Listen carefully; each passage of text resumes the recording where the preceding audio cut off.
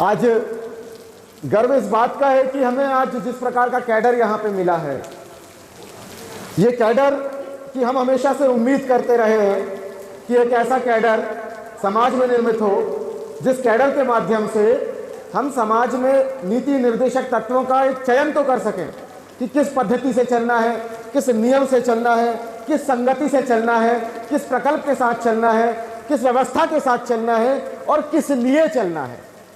चूँकि मेरा कार्य क्षेत्र सांस्कृतिक आध्यात्मिक ना होते हुए मैंने सांस्कृतिक आध्यात्मिक कार्य क्षेत्र को हमेशा से अपना संपूर्ण समर्थन दिया है।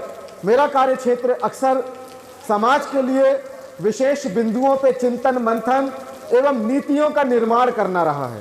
उसके लिए संगठन निर्माण करना, उसके लिए लोगों को संगठित करना और संगठित करने के लिए ब्रेन का निर्माण करना, ये मेरा कार्य क्षेत्र अभी से नहीं पिछले 15 वर्षों से ज़्यादा हो रहे हैं। मैं निरंतर 10वीं कक्षा के उपरांत, मैं भी नवोदय से पढ़ा था, नवोदय के उपरांत से जैसे ही मैंने पॉलिटेक्निक ज्वाइन किया और मैंने निरंतर समाज के बीच में अपने कार्य करने का प्रयास किया और आज भी मैं प्रयास भी कर रहा हूँ, क्योंकि ये वो समाज है जिसके पास सारे समझदार लोग हैं, सारे ज्ञानी हैं। मैं फिर से अनुरोध करूंगा कि मेरी इस अज्ञानी की बात थोड़ी सी समझ में आ जाए तो शांत बैठिएगा, क्योंकि सारे ज्ञानी मैं मानता हूं, परंतु इस ज्ञानी और ज्ञानवान आदिवासी समाज के भीतर श्रवण क्षमता की भी कमी बहुत ज्यादा देखी गई है। हम किसी प्रकार से श्रवण क्षमता से इतना ज्यादा दूर जा चुके हैं कि आज हम सुनना ही नहीं चाहते, हमको सुन के ही नहीं होता। क्यों? क्योंकि बचपन से हमारे साथ इस प्रकार की परिस्थितियां निर्मित कर दी गई है कि कोई चीज हमारे समक्ष आती है, अगर वो चीज हमारे पुराने विचारों से मेल खाती है तो हम उसका स्वागत करते हैं। हम क्या, हमारा मस्तिष्क ऐसी ही बातों का स्वागत करता है, और यदि वो हमारे पुराने विचारों से अलग होती है तो वो ऐसा लगता है कि हमारे विचारों के सामने हमारा अहंकार आ जाता है और वो अहंकार कहता है कि अहम, रुक जाओ, हम होने से रुक जाओ। ये हमारा अहम है जो हमारे भीतर श्रवण क्षमता को रोकने का प्रयास करता है। मैंने अपने पिछले एक वक्तव्य में कहा था कि जब मैं अपने आप को छात्र कहता हूं तो छात्र का मतलब है कि ऐसा व्यक्तित्व जो निरंतर सीखने के लिए तैयार हो, वो असल में छात्र कहलाता है। और सीखने और समझने की कोई सीमा नहीं होती, कोई उम्र नहीं होती। हो सकता है कि हमने गलत डायरेक्शन में बहुत चीज सीखी। मैंने कई दफा अपने समाज के बीच जो कुरीतियां हैं उन पे मुखर होकर बात रखी, तो इन कुरीतियों पे मैंने जब बात कही तो सबसे बड़ी कुरीति हमारे समाज में मैं मुखर होकर कहता हूं कि हमारा समाज अपनी संस्कृति से दूर कैसे हुआ।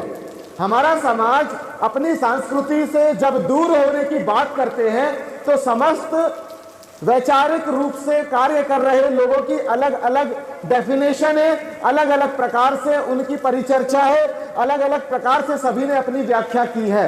और मैंने भी अपने तल से जितना मैं अध्ययन करने के उपरांत समझ में आया तो मुझे यह समझ में आया कि हमारा समाज प्रचार संसाधनों से ही विकार की ओर बढ़ा है। वो प्रचार संसाधन कैसे? कि प्रचार संसाधन, जैसे मैंने अपने पिछड़े बंगाल के उसमें कहा कि पूंजीपतियों को हमारी वस्तु विनिमय की जो हमारी परिस्थितियां हैं, जो हमारी प्रथा है, उसे खत्म करने के लिए मुद्रा विनिमय को स्थापित करना था। और मुद्रा विनिमय को स्थापित करने के लिए वो हमारे हाथी के ऊपर जो शेर होता है, वहां पे शेर को नीचे करके हाथी को ऊपर ले जाने के लिए 70 से ज्यादा समय से, सालों से वो काम कर रहे हैं। यहाँ पे मैं तो इतना कहूंगा कि तकरीबन 80 वर्ष से ज्यादा हो गए कि निरंतर उस विचार पे काम कर रहे हैं। दुश्मन जो कैसे काम कर रहे हैं कि हमारे गांव में एक टीवी आया, टीवी तो सभी ने देखा होगा। अम्मा जी थोड़ा ध्यान से सुनिएगा, आपके लिए बहुत जरूरी है, सभी के लिए। हमारे गांव में एक टीवी आया, और टीवी कैसे आया कि टीवी पहले हर किसी के घर में नहीं आया, वो हमारे गांव में ऐसे व्यक्ति के घर में आया जिसके पास पैसा था। जिसके पास पैसा था उसने टीवी लेके आया और उस टीवी में लाके उस गांव के भोले भाले आदिवासियों को गुलाम बनाया। गुलाम कैसे बनाया कि वो देखो पिक्चर आ रही है और उस पिक्चर में सोने से लदी हुई वो कन्या दहेज ला रही है। यही पिक्चर में आया और विचार डाला गया कि अगर तुम दहेज नहीं लाओगे तो ऐसी हत्या कर दी जाती है। लोगों के दिमाग में तो यही लग गया ना कि अरे हमारे यहाँ पे तो लड़की विवाह करके जाएगी तो वो मारी जाएगी, तो उसको दहेज दो, दहेज दो। वो लोग ये भूल गए कि हमारे गोंदोला में नारी प्रधान समाज है, यहाँ पे पुरुष ऊंची आवाज में बात नहीं कर सकता है। अगर ऊंची आवाज में पुरुष ने महिला से बात कर ली तो शाम को रोटी नहीं मिलेगी, बेचारा भूखा भूखा दर दर की ठोकर खाएगा। ये हमारे समाज की व्यवस्था रही है, मतलब महिलाएं डोमिनेटिंग रही है। अब जिस समाज में महिलाएं डोमिनेटिंग रही है तो सबसे बड़ा दुश्मन के सामने चैलेंज था कि उस समाज की महिलाओं को गुलाम कैसे बनाया जाए। तो निरंतर ऐसे विचारों को उनके समक्ष रखा गया, ऐसे सीरियल को उनके समक्ष रखा गया, जहां से महिलाओं ने अब क्या तय किया कि अब जब ये लड़की बीवी बन के जाएगी तो साथ में टीवी लेके जाएगी। और जब वो महिला बीवी बन के गई और साथ में टीवी लेके गई और उस टीवी में सुबह से लेके शाम तक क्या क्या आया, पहले रामायण आया, उसके बाद क्या आया, महाभारत आया, उसके बाद क्या आया, उसके बाद वो बाबा जी आसाराम बापू आया, उसके बाद क्या आया, उसके बाद जितने आबा बाबा डाबा चाबा यही लोग आया,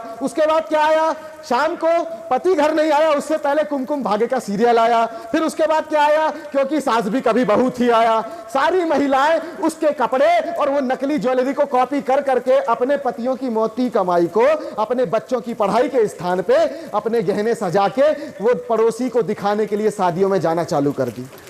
और पैसा, घर में कहते कि हमारे पास पैसा नहीं है, वो धन धन संपत्ति के लिए कि अरे तुम मेरे लिए सोने का हार नहीं ला सकते, अरे हम तो हंसली वाले लोग हैं, चांदी हमारी किस्मत, हमारा गहना हमारा चांदी, तो कहां से सोना की आंधी, हमारा तो सोना है ही नहीं ना।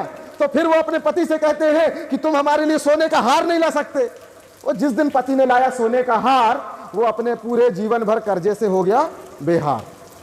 अब वही पति अपनी पत्नी को खुश करने के लिए अपने बच्चों के बेहतर शिक्षा के स्थान पे दिमाग में क्या सोच रहा है, अरे यार मेरी पत्नी को अच्छा वाला हार कहां से लाके दूं, और उसको भी हार वही वाला चाहिए जो बेंटेक्स का पहन के, क्योंकि सास भी कभी बहू में वो आई थी, मगर उसको मेरी पत्नी को खुश करने तो ओरिजिनल चाहिए। और उसके साथ साथ बाकी जो कसर रह गई थी, तो जब पति गया नौकरी करने तो पत्नी ने वो चालू किया, तो वो कौन सा महाराज आ रहा था कि अपने घर में तिजोरी के अंदर सोने का कछुआ रखिए। अरे भैया क्या जरूरत है सोने की कछुआ की, अरे जिसके पास बुद्धि होती है उसको धन की जरूरत नहीं होती है। हमारे पुरखों को धन की कभी आवश्यकता पड़ी ही नहीं। क्या हम ऐसी व्यवस्था का निर्माण कर सकते थे क्या जो हमारी पहले व्यवस्था थी? क्यों? क्योंकि उस पे हम अपने ही आपस में भाईचारे पे मित्रवत थे, हम अपने भाइयों को भाई समझा करते थे।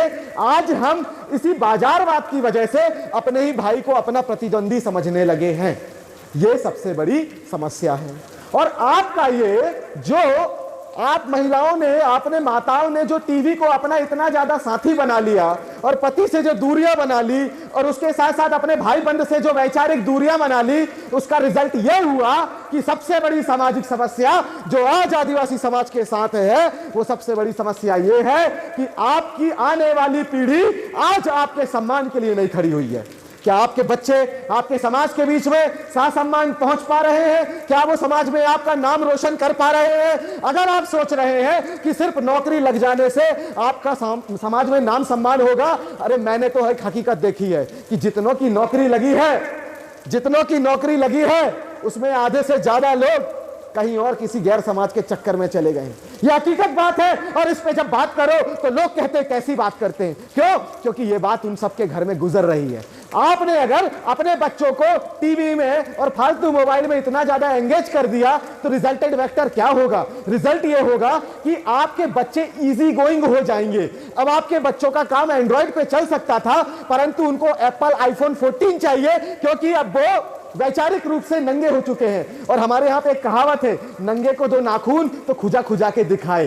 तो मतलब कि आज हमारे व्यक्ति अपने समाज के लिए संस्थान बनाने से क्या बना रहे हैं? वो संस्थान नहीं बना रहे, अपनी मोटी पूंजी से संस्थान नहीं बना रहे। वो अपने पड़ोसी को, अपने कलीग को, जो पहले से ही उसका दुश्मन विचारधारा का है, वो उसको दिखाते हैं कि अरे हमारा तो मकान 2 करोड़ का है, 5 करोड़ का है, 10 करोड़ का है। अरे तुम्हारे वो 10 करोड़ के मकान से क्या इस समाज की समस्या और आपके परिवार की समस्या का समाधान क्या हो सकता है?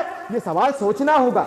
इसी के साथ यह बात सोचना होगा, क्या आप इतने बड़े मकान में झाड़ू पोछा करते करते इतने पागल हो चुके हो कि अब आपके पास अपने बच्चों के लिए समय नहीं है? क्या आपके पास अपने परिवार के लिए समय नहीं है? यह हकीकत बात है। अरे हम जब छोटे छोटे कुटिया में रहा करते थे, जब हम छोटे छोटे मकानों में रहा करते थे, तो हम अपने परिवार, अपने रिश्तेदार, अपने यार के यहाँ आया जाया करते थे। आलम, मैंने ये देखा है कि मेरे घर में भट्टे की सब्जी बनी है तो मैं पड़ोसी के यहाँ से गोभी की सब्जी ले आता था और थोड़ी सी वहां दे जाता था। आज मैं पूछता हूं कि यहाँ पे जितने भी आदिवासी समाज के लोग हैं, क्या वो वैसी परिस्थिति पे रह पा रहे हैं कि जहां पे वो अपनी सामाजिक संस्कृति को निरंतर सुबह शाम एग्जीक्यूट कर सके? आज सफल समाज की बात करता हूं। मैं 2009 में जबलपुर में गुरुद्वारे के पास रहा करता था। उस गुरुद्वारे के पास पूरा वहां पे सिख समाज रहता था। दादा थोड़ा शांत हो जाना। वहां पे पूरा सिख समाज रहता था। मेरा एक दोस्त था अमरिंदर, मैंने उससे बोला कि भाई बड़े होके क्या जॉब करोगे? कहता है ऐसा मत बोलो नहीं तो मेरी शादी नहीं लगेगी। मैंने कहा क्यों? कहते हमारे यहाँ नौकरों को लड़की नहीं दी जाती। मतलब कहते हैं कि हमारे यहाँ बिजनेसमैन को ही लड़की दी जाती है। किसके समाज में? सरदारों के, सिखों के यहाँ। यानी कि ये पगड़ी किसी के सामने झुकनी नहीं चाहिए। ये व्यवस्था किसकी? सिखों की। और आज मार्केट में ऐसा कोई गांव नहीं जहां सरदारों की तूती ना बोलती हो। हमने कैसी पीढ़ी बनाई? नौकर, सबसे बड़ा नौकर किसके समाज में? हमारे समाज में। और ये परिस्थिति है, इस पे चर्चा करनी जरूरी है। मैं व्यक्तिगत नहीं, मैं सामाजिक बात कह रहा हूं। इसे कोई व्यक्तिगत ना लेते हुए सामाजिक परिस्थितियों पे देखिए। Because you are making insecure future for your futuristic life. आपने अपने बच्चों के फ्यूचर को इनसिक्योर किया है क्योंकि आपके पास अपने बच्चों को रोजगार देने के लिए कोई विनिमय नहीं है। आप आज भी सरकार के सामने कटोरा छाप बन चुके हो। जो कभी भारत देश की भूमि का मालिक हुआ करता था, आज वो नौकर बना और नौकर के बाद वो लाठियां खा रहे भिखारियों की फौज देख लो हमारे एमपी में और सीजी में, आपको आराम से दिखेगी। अब मैं सवाल पूछता हूं कि इस युवा पीढ़ी को भिखारी बनाने वाले गद्दार कौन? तो मानना पड़ेगा कि इस पीढ़ी ने, जो जस्ट रिसेंटली पास आउट पीढ़ी हुई है, जो आज 50 की उम्र दराज पहुंच चुकी है, कहीं ना कहीं उनसे एक गद्दारी ये हुई है कि उन्होंने अपने आने वाले भविष्य को भिखारी बना दिया। आपको मानना पड़ेगा, और इसलिए मानना पड़ेगा ताकि आप आने वाली पीढ़ी को भिखारी ना बना के उसे सम्मानजनक जीने के लिए जितने भी आई भाई, जितने भी आपके मामा चाचा काका के बच्चे हैं, उनसे मिलो, उनसे बोलो कि अब हमको संगठित प्रयास करना है। कुछ पूंजी मैं लगाता हूं, कुछ पूंजी तुम लगाओ, कुछ पूंजी हम लगाते हैं। सरकार का कोई भरोसा नहीं। ये नौकरी के नाम पे हमारे बच्चों को सिर्फ लाठियां भांज रहे हैं, ये लाठियां पीट रहे हैं। आपके बच्चे नौकरी मांगने जाते, उनको लाठियां पड़ती है। मैं आपको हकीकत बताना चाहता हूं कि अभी हमारे यहाँ पे इतने सारे व्यापम घोटाले हो गए। वहां पे कल मेरे पास आज दिन में भी फोन आता रहा कि भैया कोई वाइड दीजिए। मैंने कहा दूंगा, मगर थोड़ा सा मेंटली थोड़ा सा ठीक हो जाऊं फिर दूंगा। चिंता पे हूं क्योंकि कई हमारे आदिवासी बच्चे हैं जिन्होंने तकरीबन अपने माता पिता को खुश करने के लिए 20 से 25 लाख रुपए काय में खर्च कर दिए, पता है? प्रिपरेशन में। काय में खर्च कर दिए? प्रिपरेशन में। कई तो प्रिपरेशन में खर्च किए 50-50 लाख रुपए, विदेश में पड़े हुए। काय में खर्च कर दिए? प्रिपरेशन में। समझ पा रहे हैं? तैयारी में। काय की तैयारी? एग्जाम की तैयारी। मैंने बोला कि भैया आज यदि आप यही 20-25 लाख रुपए एक दुकान डाल देते और उसके बाद आपके पास, जब आज आप प्रेशर में तैयारी कर रहे हैं, आप मेंटल प्रेशर में हैं, आप दबाव में हैं कि अगर मैं पास नहीं हुआ तो फिर मेरा 25 लाख रुपए कैसे रिटर्न होगा। आप प्रेशर में हो, आप प्रेशर में हो, आप प्रेशर में सफल नहीं होगे। मैंने बोला आपको अगर सफल होना है तो पहले एक दुकान डाल दो और माता पिता को बोल दो कि किसी को बैठाल दो या किराए से चढ़ा दो, और निश्चिंत होके जो तैयारी करेगा वो सफल होगा। और ये फार्मूला आज से 10 साल पहले जब मैंने गोंडवाना स्टूडेंट यूनियन के हमारे कार्यकर्ताओं को दिया कि तुम्हें नौकर नहीं बनना है, तुम्हें मालिक बनना है, तो सारे लड़कों ने संविधान की तैयारी छोड़ दी। फिर काय की तैयारी चालू की? सीधे पीएससी की तैयारी चालू की। और आज मैं रियली बताऊं तो तकरीबन 25 से 30 ऐसे लड़के हैं जो डीएसपी हैं, तहसीलदार हैं, एसडीएम हैं, और वो जो हमारे गोंडवाना आंदोलन के जीएसयू के कार्यकर्ता हैं। और आज वो लोग क्या कर रहे हैं? अब वो लोग, एक भैया है टीआई है, आज से 10 साल पहले जब वो एसआई थे, वो मेरे से उम्र में बड़े, परंतु वो मेरे विचार से सहमत हुए और उन्होंने एक रिसोर्ट डाला। कहां पर? कान्हा में, पेंच टाइगर रिजर्व में। कहां पे? पेंच टाइगर रिजर्व आपने शायद सुना होगा, कान्हा के पास में। सॉरी, पेंच टाइगर कह रहा हूं, कान्हा कह रहा हूं। उनका एक रिसोर्ट पेंच टाइगर में बाद में अभी बन रहा है, एक रिसोर्ट उन्होंने कान्हा में डाला, नौकरी उनकी टीआई की है। अब वो कहते हैं कि मेरे बच्चे को मैं नौकरी नहीं करवाने वाला, बहुत दौड़ाते हैं, सलूट लगवाते हैं, ये मेरा बच्चा यही काम संभालेगा। हमारे यहाँ एक कुशराम मैनेजर साहब हैं, वो रिटायर हो गए, उनके लड़के ने एक पेट्रोल पंप डाला, आज उसके पास 7 पेट्रोल पंप हैं और वो भी मेरे रिश्तेदार हैं। तो मैं आपको बताना ये चाह रहा हूं कि आपको अपने समाज में यदि लड़का पीएससी की तैयारी कर रहा है तो ठीक है कर, अगर पीएससी नहीं हो रही है तो पहले कान पकड़ के उसकी दुकान डलवा दो, अगर नहीं हो रही है तो कान पकड़ के पहले दुकान डलवा दो, क्योंकि सरकार के पास नौकरी नहीं है। क्योंकि बची हुई जो छोटी नौकरियां हैं, जो पीएससी क्वालिफाई नहीं कर पा रहे हैं, वो लोग छोटी छोटी नौकरियां उठा लेते हैं और उसके बाद जो छोटी नौकरी की तैयारी करते हैं वो सुसाइड करते हैं, वो या तो डिप्रेशन में चले जाते हैं या तो सुसाइड कर लेते हैं। ऐसी पीढ़ी को बचाने की जिम्मेदारी किसकी है? ये आप लोगों की है। परंतु ये विचार पे काम आप तब कर पाओगे जब बीबियों की लाई हुई टीवी बंद होगी। सबसे पहले आप पुरुष वर्ग की जिम्मेदारी है, क्योंकि मनुष्य की उत्पत्ति का उद्देश्य, हर जगह मैं कहता हूं, फिर से दोहरा रहा हूं, मनुष्य की उत्पत्ति का उद्देश्य नई पीढ़ी का सृजन करना है।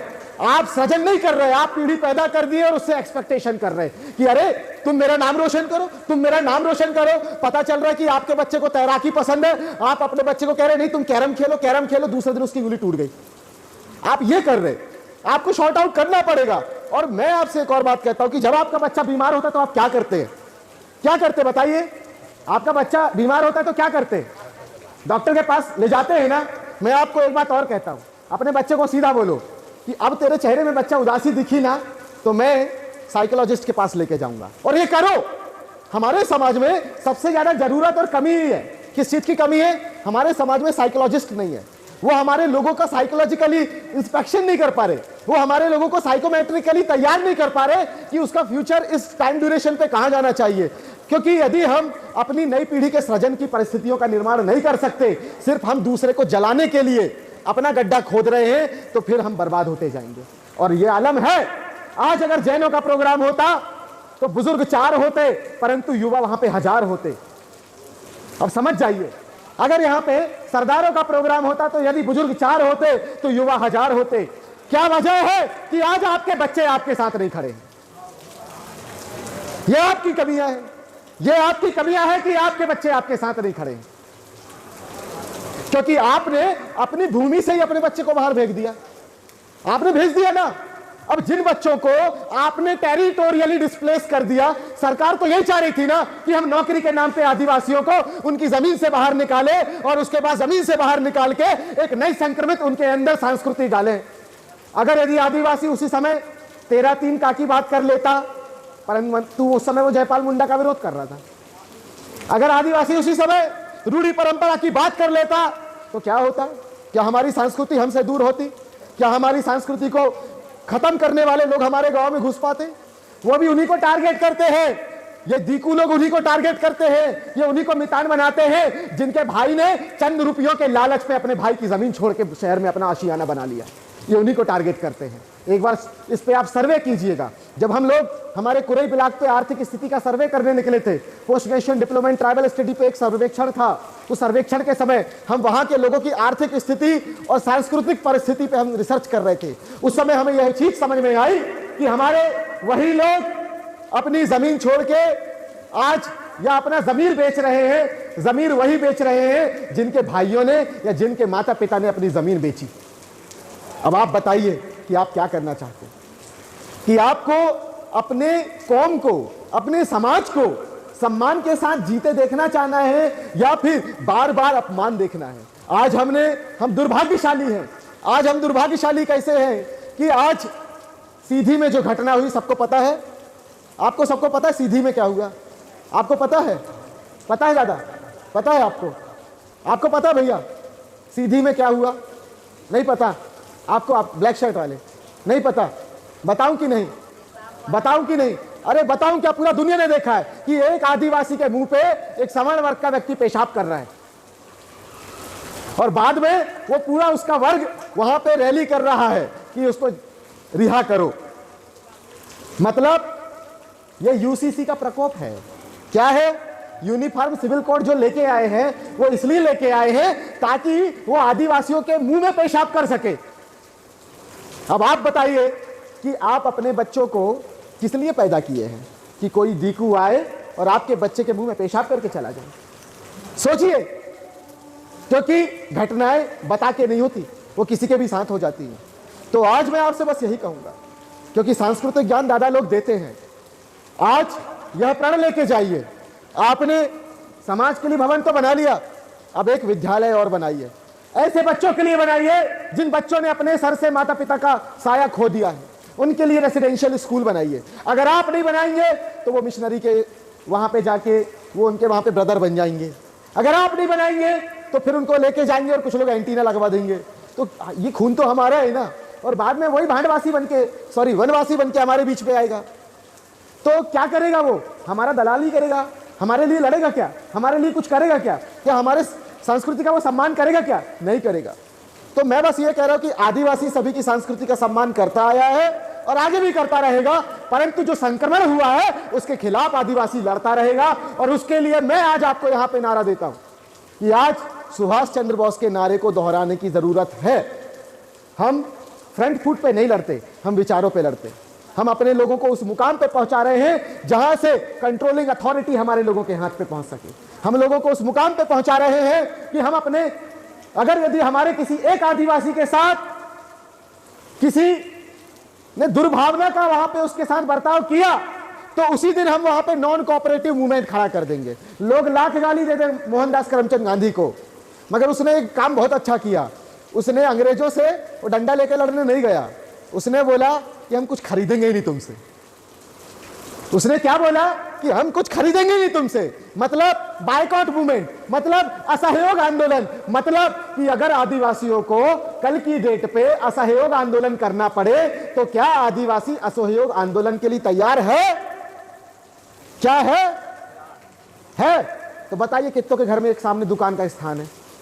कितनों के घर में दुकान है? मेरे घर में दुकान है, दादा के घर में दुकान है, आपके घर में दुकान है, आपके घर में दुकान है, और आप लोगों के घर में। तो जो समय आप लोग टीवी को देते हो ना, वो टीवी वाला समय चेंज करके, नहीं आप नहीं देखते हैं, मेरा यहां से कहने का मतलब समाज के लिए है, और यहां से वीडियो भी रिकॉर्ड हो रहा है, वो जाएगा और सब देखते हैं उसको। तो जो समय आप लोग टीवी को देते हो वो समय दुकान को दो। जो लोगों के पास जॉब नहीं है, जो गृहिणी है, जो घर चला रही है, तो सुबह शाम दुकान चला लो। अपने दुकान से सुबह शाम दूध के पैकेट बेच दो, अपने दुकान से सुबह शाम लाली लिपस्टिक बेच दो, अपने दुकान से मैदा बेच दो, आटा बेच दो, चूड़ी बेच दो, बिंदी बेच दो, साबुन बेच दो, सोडा बेचो।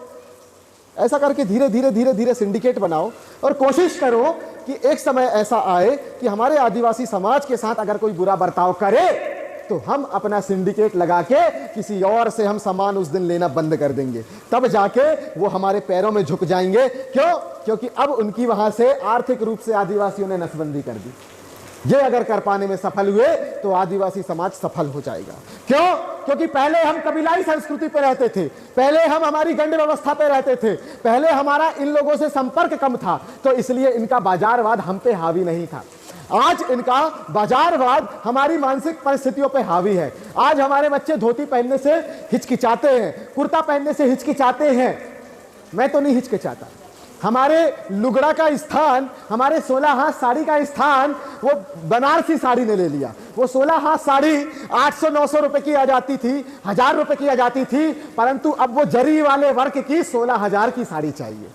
ये हो रहा है कि नहीं बताइए?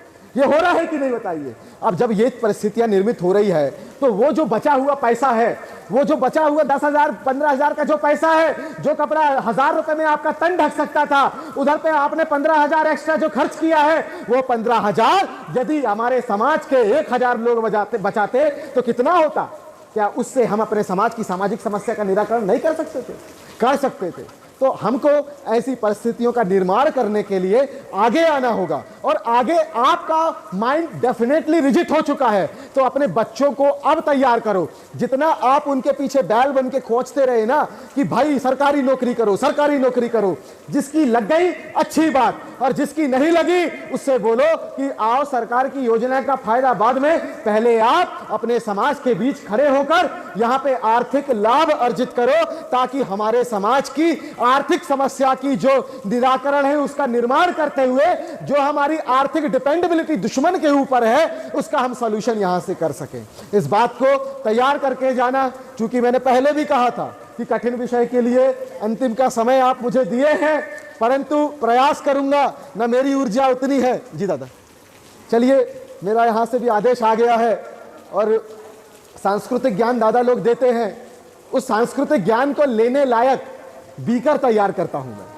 यानी कि दादा का जो सांस्कृतिक ज्ञान है वो एक भरे हुए गिलास पे तो नहीं जाएगा ना, हमारा मस्तिष्क गिलास की तरह है, तो सांस्कृतिक ज्ञान भरे हुए गिलास पे नहीं जाएगा, तो हम गिलास को उल्टा करने का काम करते हैं।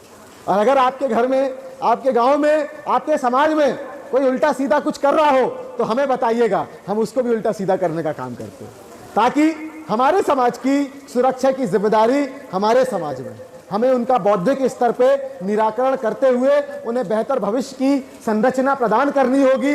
आज प्रण लेके जाइए कि आप में से एक आखिरी सवाल पूछूंगा, कितने लोगों के मकान बन चुके हैं? सही सही बताइएगा, अच्छे से उठाइए ना। 1 2 3 5 6। नहीं, शहर में कितनों के मकान है? कितने करोड़ का, ये भी तो बताइए। कितने करोड़ का है? कितने लाख का है? जमीन और मकान की वैल्यू आज कितनी होगी? 40 लाख, 50 लाख, लो बोली लग रही, और 60 लाख, 70 लाख। अब उस 70 लाख, 60 लाख, 50 लाख को अगर 4 परिवार के लोग इकट्ठा करते तो कितना होता? 50 लाख को 4 परिवार अगर इकट्ठा करते तो कितना होता? कितना होता? 2 करोड़ होता। 2 करोड़ में आप आराम से 5 मंजिला अपार्टमेंट तैयार कर सकते थे, जहां पे आप पेंट हाउस वाला पूरा फ्लोर अपने पूरे चारों परिवार में बांट के नीचे के पूरे मकान को किराए से चढ़ा के वहां से समाज की सामाजिक आर्थिक समस्या का निराकरण कर सकते थे और आसमान में जी सकते थे। परंतु टीवी आई और उसके साथ साथ सबसे बड़ा गद्दार ठेकेदार, ये भी बता दे रहा हूं, सबसे बड़ा गद्दार ठेकेदार। ये आपके जमीन पे, नहीं नहीं जी ऐसा लगाइए, नहीं नहीं जी ये फोटो देखो, अरे किचन मॉड्यूलर वाला चाहिए, अरे वो ऐसा चाहिए, अरे वो डिजाइन ऐसा चाहिए, अरे ऊपर ग्लास वाला डिजाइन से डेकोरेट करिए। अरे हम लोग पौधा लगा लेंगे, हम लोग मनी प्लांट से डेकोरेट कर लेंगे, तुम ये ग्लास का डिजाइन साइड में ले जाओ, ये लोहे का डिजाइन साइड में ले जाओ। हम प्रकृति के साथ जीने वाले लोग हैं, हम अपने गांव घर में, हमारे घर के आसपास हम ज्यादा है तो प्लांट लगा लेंगे, हम टमाटर का प्लांट लगा लें। आज जो लोग 200 रुपए किलो टमाटर खरीद रहे हैं, जरा पूछना उन गांव वालों से जिनके बाड़ी में अभी भी टमाटर यहाँ पे लाल लाल लगे हुए, क्या महसूस हो रहा होगा? तो ये फर्क है कि आपकी आर्थिक परिस्थितियों पे सेंध लगाई गई है बाजारवाद की वजह से। आप अपने बच्चों को बोलो कि अगर आपके बच्चे अगर जिद करें कि अगर मकान बनाने जा रहे हैं तो कहना नहीं बेटा, अब मकान नहीं, पूरे काका के, मामा के, चाचा के, फूफा के सारे बच्चे मिलके अपार्टमेंट बनाओ, एक फ्लोर पे अपन रहेंगे और बाकी किराए से चढ़ा देंगे, ताकि हमारे समाज के पास अच्छी पूंजी और अच्छे रिसोर्सेज आ सके। इसी के साथ सेवा जोहार, जय सेवा, जय गोंडवाना।